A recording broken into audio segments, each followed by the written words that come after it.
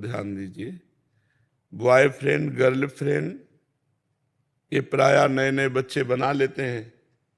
ना बनाया हो तो भगवान की बड़ी कृपा है, अगर बनाया हो तो एक दूसरे से बताना नहीं। और अब अपनी गर्लफ्रेंड की चर्चा नहीं होनी चाहिए, बातचीत तो देखना तो अलग बात, अपने बॉयफ्रेंड की चर्चा नहीं होनी चाहिए। नया जीवन समझो, ब्याह हो जाने पीछे जो गलतियां हुई, मतलब आप लोगों में ना होंगी लेकिन जिनमें भी हो, वो एक खटास वहीं से पैदा शुरू हो जाएगी। तो हमारे नए जीवन में खटास ना पैदा होने पावे, कटिंग कोई हमारी भावों की ना होने पावे, इसलिए हमको अपनी बात पूर्व जन्म की मानकर उसे छोड़ देना। अब नया जन्म क्या, अपनी पत्नी से अनुराग करे, अपने पति से अनुराग करे, और एक दूसरे की घर गृहस्थी की गलतियों को क्षमा करें।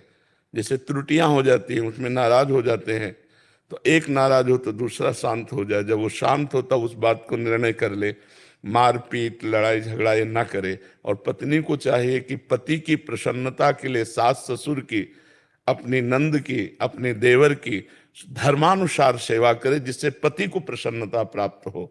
और पत्नी के लिए पति को चाहिए कि मेरी अर्धांग है, अर्धांग का मतलब जिससे मेरा आधा शरीर है, तो हम उसकी हर कामना की पूर्ति करें। और उसका हाथ हमने लिया है, तो अगर वो 100 गलतियां भी करे हमारे सामने, तो भी हम उसे क्षमा करके प्यार ही देंगे, डांट फटकार नहीं लगाएंगे।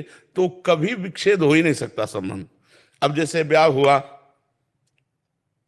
अचानक आपने देखा है कमरे में एकांत में बात, किससे बात कर रहे हो? नहीं, किसी से नहीं। अब आप भले अपनी मौसी से बात कर रहे हो और वो दिमाग में कीड़ा छा जाए, नहीं मोबाइल लाइए, नहीं नहीं हमने देंगे। अब कुछ नहीं है, कोई गलत नहीं हो तुम दोनों में, लेकिन दोनों के दिमाग में अब पैदा हो जाएगा, किससे बात कर रही थी तुम? हाँ देख लीजिए, हम अपनी मौसी से बात कर रहे थे। अच्छा तो ठीक है। कोई भी ऐसा छुपाव क्षेत्र ना रह जाए, भले आपका मौसी का लड़का है वो, लेकिन ब्याह हो गया तो अब आपको पति से अनुमति लेके कि वो आया हुआ है, आप कहें तो मैं बात कर लूं, आप ना कहें तो मुझे कोई जरूरत नहीं। क्योंकि आपकी अधीनता पति के प्रति होनी चाहिए। हमारे किसी भी आचरण से हमारे पति को संशय न हो, ऐसे ही पति को चाहिए कि हमारे किसी भी आचरण से हमारी पत्नी को संशय न हो, तो हमारा जीवन निर्वाह हो जाएगा। नहीं तो छोटी, आजकल बहुत छोटी बुद्धि है, छोटी छोटी बातों में संबंध विच्छेद हो जाता। संबंध विच्छेद हो गया तो जीवन किस काम का। बहुत सावधानी से चले। कोई ऐसी हरकत दोनों के बीच में नहीं होनी चाहिए कि दोनों का मन मुटाव हो, कभी ऐसा नहीं होना चाहिए। एक दूसरे को फाइनल अपनी पूरी वृत्ति रख देनी चाहिए खोल के। अगर उस संशय में, देखो आप पता लगा लीजिए, ये हमारा अमुक रिश्तेदार है, मुझसे बात कर रही थी या कर रहे थे, हमारा कोई संबंध ऐसा नहीं।